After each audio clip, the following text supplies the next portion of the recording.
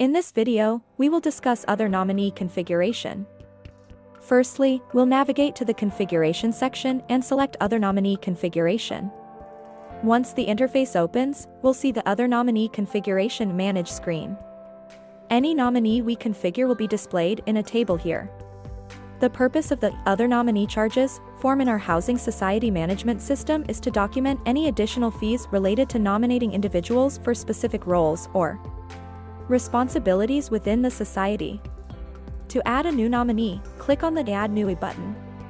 The form that appears will have two input fields.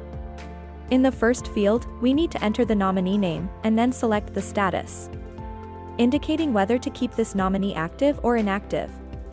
To submit the form, click on the Save button.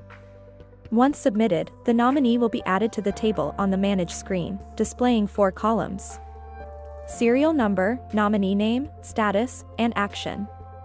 If we wish to edit a nominee, we can do so using the button provided in the Action column.